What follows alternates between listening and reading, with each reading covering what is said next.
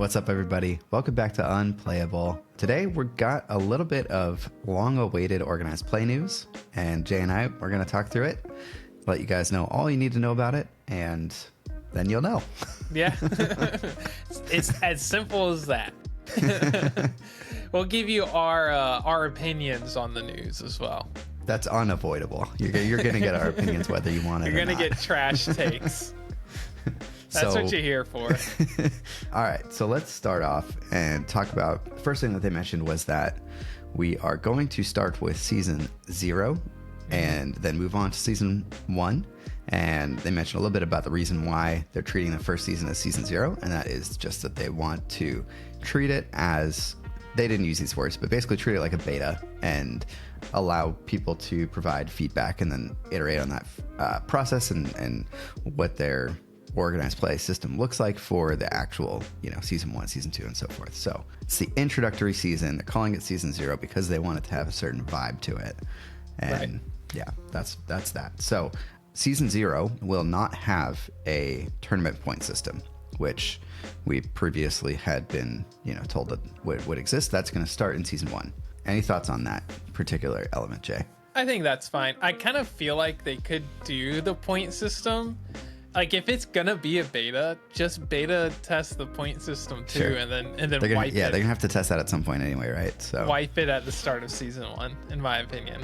Say the points you earn now don't actually matter, so just know that going in. I think is equally as bad as just not doing. Yeah, I guess they could do that in the background, right? Like they could do some kind of point system and assign points like that only they can see, so they can test it without it being player facing. I think that's probably smart.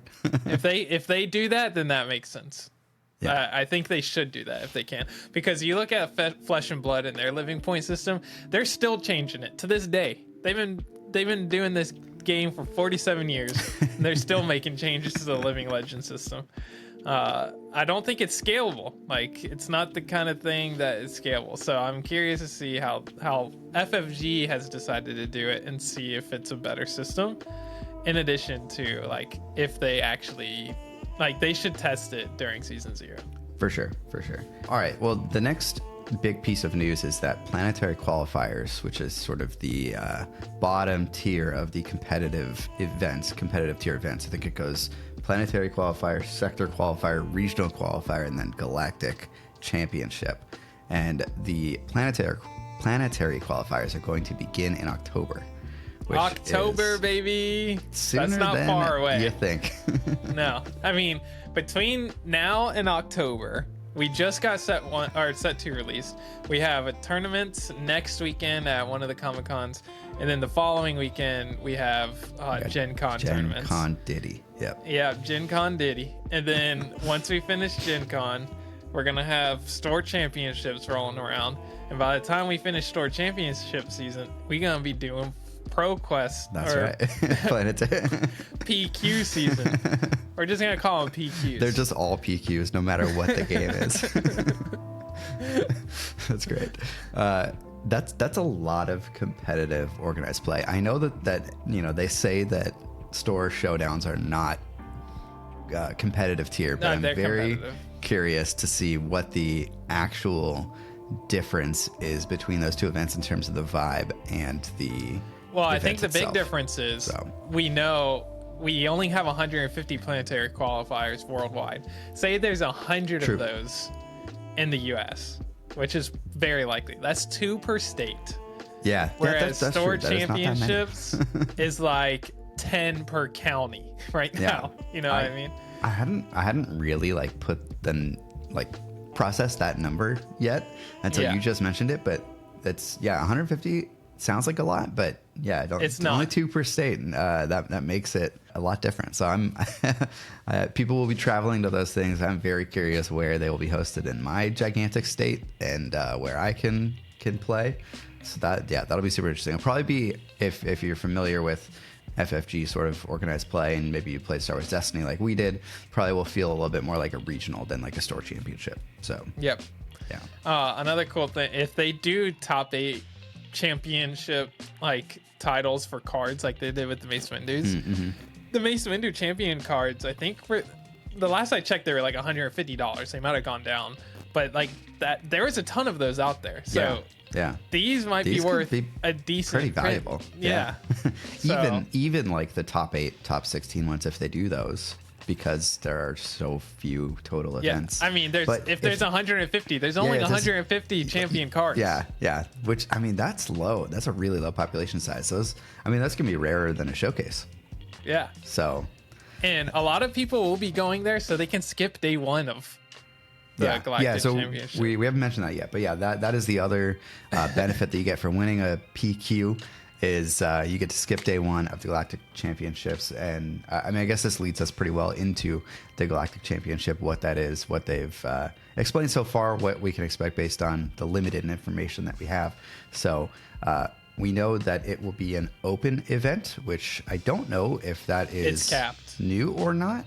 But it is capped, yes. So many people may have some PTSD flashbacks of trying to get into these World Championships for FFG games in the past. So hopefully there is sufficient space for everybody who wants to attend, because they're billing it as a giant celebration of the game that everybody is welcome to participate in. So hopefully there is room.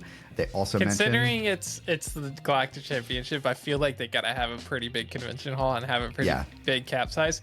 Lorcana, when they did their first little whatever they call them challenges, they were like 250 person capped, and they sold out in seconds. They ended up having over 2,000 people go to like the first few of those. Wow. So I sure hope that the cap is higher than like 250, 300 people. It's like 1,000 minimum. Mm-hmm. Yeah, I absolutely agree. They also mentioned, I mean, maybe unsurprisingly, that there's going to be side events and other fun activities that you can do at the Galactic Championship. Probably to be expected, but cool to hear it anyway. And I'm excited to see what those end up being. And anything else about the Galactic Championships that I haven't mentioned? Just that if you win the PQ, you get to go to day 2 skip a immediately, which is cool. That's actually super unique. Not a lot of Flesh and Blood doesn't do anything like that. So that's cool. Yeah, it's cool. It's a lot of mental energy saved if you don't have to play an entire day of 8 or 9 rounds of the card game. So I'm curious to see. They have high promises for the cool things you can do at this event. So we will see what they come up with. Cannot wait to see what those are. All right, so that's about the news that we have for the events themselves, I believe. But we have some other news on top of that, which is that Judge program is confirmed to exist and will be hosted. They posted a link today. Put on by Cascade Games. They posted a link. We'll put that in the description of this video if you're interested in being a judge. And I think you can get notified when that system goes live or when they are ready to accept applicants and stuff like that, because there's no concrete info about it yet. But presumably you'll become a judge, you'll get to judge events, then you get cool judge promos. And that's just my guess. Pretty stoked for that. I think that's gonna be good. Yeah, especially since we've had so many events with judge promos already that are just being given out because no one's actually a judge. Yep. Kind of interesting how that turned out, but had to start somewhere. All right, and then the next couple smaller items is that they're phasing out their current tournament software system, which I don't think any of the shops that I've been to actually use. So, none of them had anything good to say about it. That's for sure. So seems like a good thing that is being phased out, and they're phasing in some unnamed platform that apparently every shop already uses. So sounds like a good thing. Sorry. Who knows? I mean, it could be anything, but it's obviously a very popular software. So yeah, for sure. We'll see. So we'll see what happens there. That sounds good, because I think software has been a weakness of Fantasy Flight Games for sure, both on the website and on the tournament software side. So good to see moving to a solution that in theory already is pretty good. And that's that. And then there were some changes to the tournament regulations and rules. So you want to dive through those a little bit? Yeah, so basically, first off, you can use any art for your playmats and your sleeves, excluding being on feature matches. you will still, I'm sure they'll have a stream set up. They'll have their mat down anyway, so you're not bringing a mat in. But you will need to bring sleeves if you don't have sleeves. So essentially, yeah, during Swiss and stuff, if you're not a feature match, you can use any sleeves. But personally, if you expect to be on a feature match, you should just bring classic solid color sleeves, because it's going to be a pain in the butt to re-sleeve if you end up getting on stream or anything like that.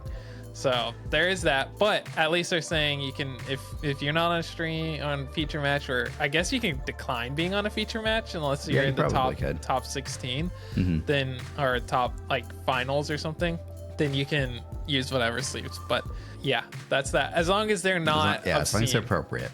Right, they have to be appropriate, and the judge has to deem that they're appropriate if anyone questions it. So there's that.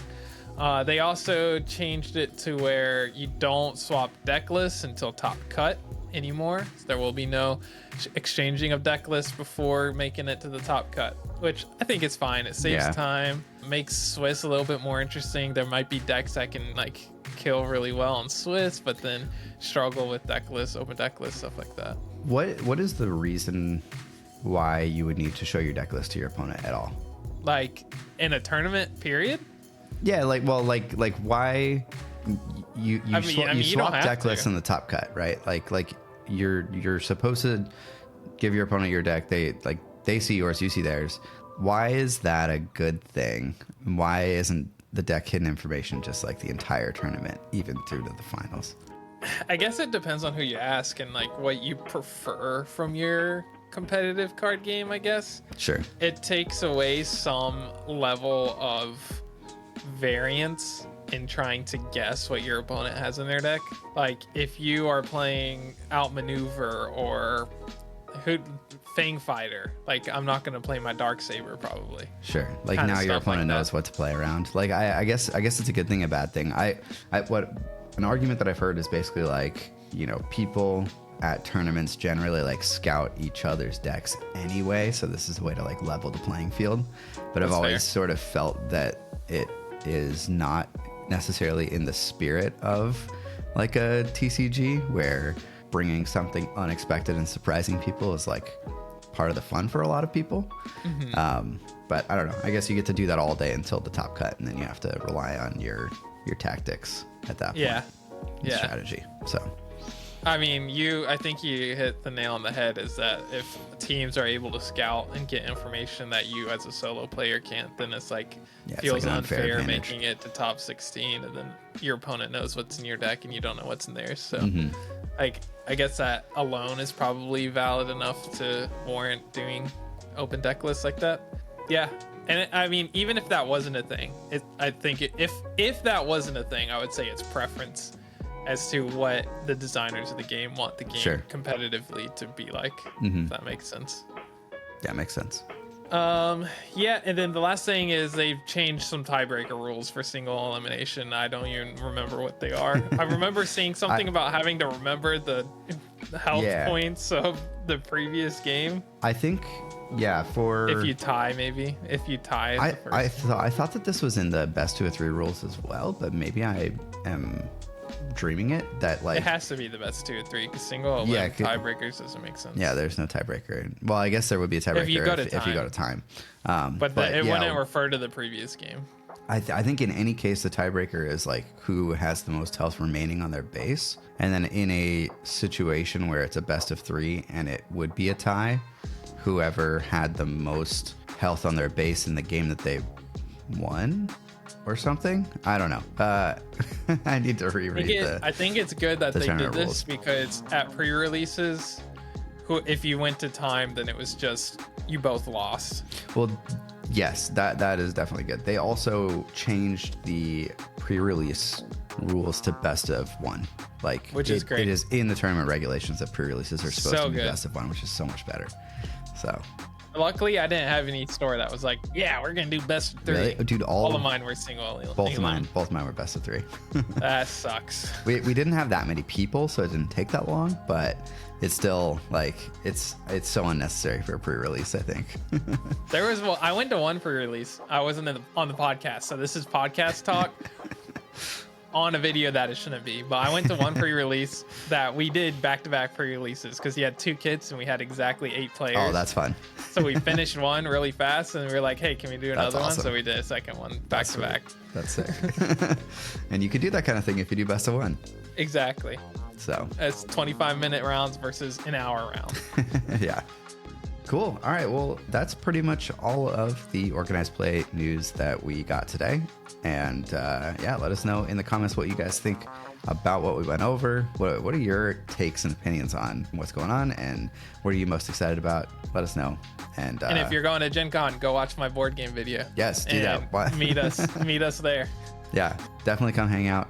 We're gonna hopefully have a maybe we'll do like a meetup. Like we'll put it on Discord. Like probably not. Everybody meet up at whatever on Saturday. But yeah, Jay probably not. But join our Discord anyway. Click the Discord link. Click it. Bye. All right. See you later. Bye.